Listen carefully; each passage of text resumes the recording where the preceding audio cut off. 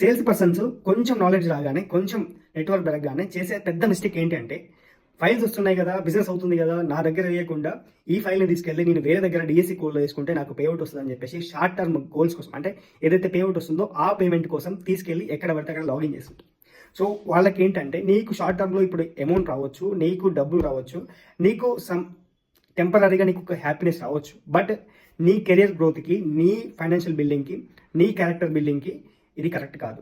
So ఎవరైతే sales persons ఉన్నారో బయట వెయ్యకుండా నీ సొంత కంపెనీలో, సొంత బ్యాంకులో లాగిన్ చేసి నీ గ్రోత్ అనేది నువ్వు పెంచుకోవాలి. ఫస్ట్ డబ్బుల కంటే చాలా ఇంపార్టెంట్ నీ గ్రోత్, నీ క్యారెక్టరు, నీ గ్రోత్, నీ మైండ్ సెట్, నీ క్యారెక్టర్ ఏదైతే ఉందో మార్కెట్లో ఒక్కసారి పోగొట్టుకున్నావు అంటే అది రావడం కష్టమవుతుంది. సో ఎప్పుడైతే నువ్వు కన్సిస్టెన్సీగా నీ క్యారెక్టర్ని స్టాండర్డ్గా మెయింటైన్ చేస్తావో నీకు వచ్చే ఫైల్స్ లీడ్స్ అలాగే ఉంటాయి, నీ మీద ఉన్న నమ్మకం కూడా అలాగే ఉంటుంది కస్టమర్స్కి. సో ఇన్ఫర్మేషన్ నచ్చితే లైక్ చేయండి, షేర్ చేయండి, అండ్ ఇలాంటి ఇన్ఫర్మేషన్ వీడియోస్ కోసం అంటే మన ఛానల్ని సబ్స్క్రైబ్ చేసుకోండి.